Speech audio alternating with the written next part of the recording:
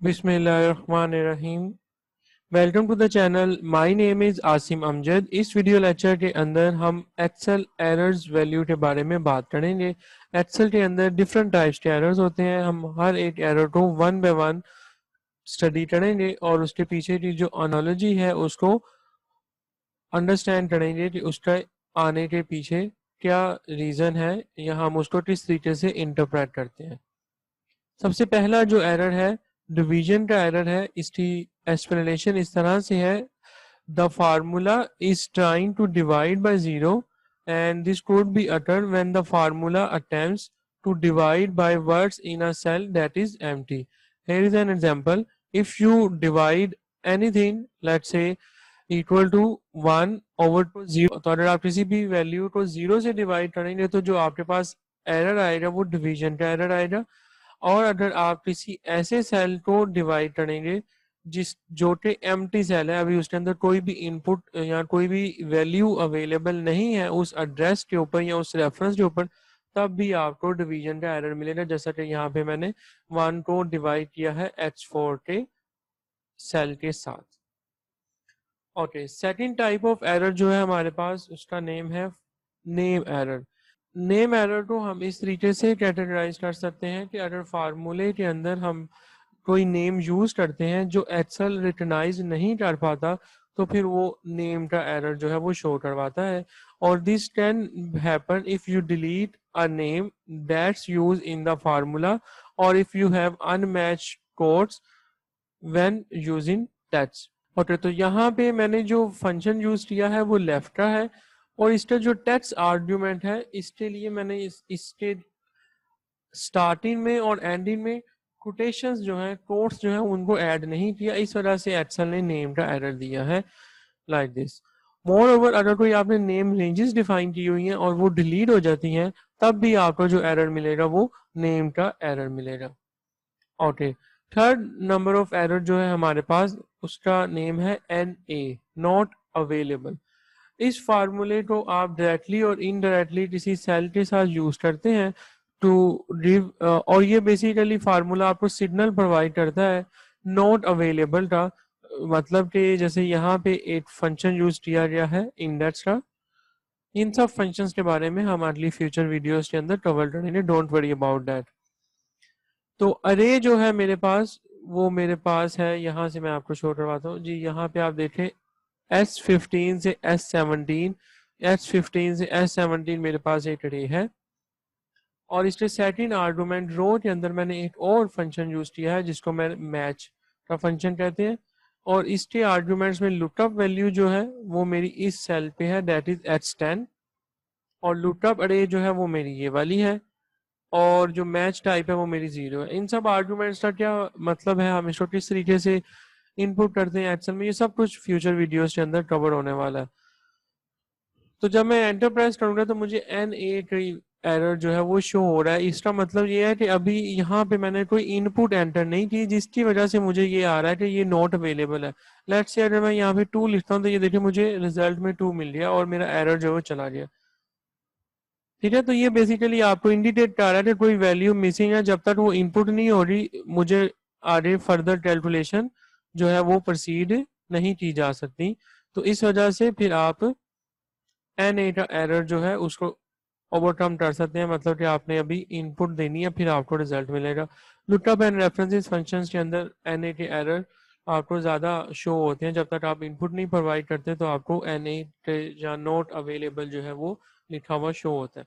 खैर, इस चीज़ को आप ओवरकम भी कर सकते हैं while using the if and A या इफ एरर फंक्शन, और वो फंक्शंस को भी हम इंशाल्लाह फ्यूचर लेसन के अंदर कवर करेंगे। और जी, नेक्स्ट टाइप ऑफ एरर है मेरे पास नल एरर। नल एरर आपका तब आता है जब आपका फार्मूला यूज करता है दो रेंजेस को जो इंटरसेक्ट करनी चाहिए लेकिन वो नहीं कर रही होती। जैसा कि आप यहाँ पे देख सकते हैं इस फार्मूले में मैंने सम किया है इन दो वैल्यूज को, दो रेंज को, इसमें हर एक रेंज के अंदर एक एक ही वैल्यू है और ये नंबर 1 है और ये नंबर 2 है। लेकिन एक्सेल इसको रिकॉग्नाइज नहीं कर पा रहा क्योंकि वो इंटरसेक्ट नहीं कर पा रही। मतलब यहाँ पे मुझे कोमा जो है वो मैंने मिस किया हुआ है। तो इस वजह से यहाँ पे मुझे नल का एरर आ रहा है। अच्छा, एक चीज़ मैं क्लियर कर दूं कि मैं यहाँ पे जो एरर्स के लिए एग्जांपल्स बनाई हैं, इट स्पेसिफिकली आपको अंडरस्टैंड करवाने के लिए यहाँ पे एग्जांपल्स बनाई हैं। ये हरगिज़ ज़रूरी नहीं है कि जब आप इसी तरीके से एरर लिखेंगे तभी नल का एरर आ सकता है। मल्टीपल रीजंस हो सकती हैं, लेकिन वो रीजन जो हैं इसी एक्सप्लेनेशन के अंदर ही फॉल करेंगी। Like the formula use an intersection of two ranges that doesn't intersect. Okay, the next type of error is num. Num के error को आप इस तरीके से explain कर सकते हैं. It's a problem when the value exists. For example, you specified a negative number where a positive number is expected. तो अब आप यहाँ पे स्टेट रूट लेना चाह रहे हैं -2 का, जबकि इसके अंदर कभी भी नेगेटिव का स्टेट रूट हो ही नहीं सकता। तो इस वजह से एक्सेल के अंदर ये आपको नाम का एरर देगा। अगर मैं माइनस रिमूव कर दूंगा तो फिर आपको इसका आंसर मिल जाएगा। ओके, नेक्स्ट मेरे पास जो एरर की टाइप है that is the reference error, और इसको हम इस तरीके से एक्सप्लेन करते हैं। The formula that's refer to the cell that isn't valid, और this can happen if the cell has been deleted from the worksheet. तो यहाँ पे आप देखें रेफरेंस के सेल के अंदर मैंने एक इंडेक्स का फंक्शन यूज किया है, जहां पे ये मेरी अरे है S15 से S17 तक, और मुझे जो आउटपुट में वैल्यू चाहिए वो मेरी सेकंड रो है। मीन कि ये मेरी फर्स्ट, सेकंड एंड थर्ड, तो ये मेरी सेकंड रो है। और कॉलम नंबर मैंने 3 स्पेसिफाई किया, जबकि मेरे पास कॉलम नंबर 8 ही है। ये देखें, ये मेरे पास 8 ही कॉलम है, और ये मेरी सेकंड रो है, और ये मेरे पास कॉलम है। अब ये आर्गुमेंट तो मैच कर रहा है, लेकिन कॉलम नंबर 3 जो इसमें एग्जिस्ट ही नहीं कर रहा, तो वो किस रेफरेंस से वैल्यू को उठाए। इस वजह से यहाँ पे मुझे रेफरेंस का एरर आया है।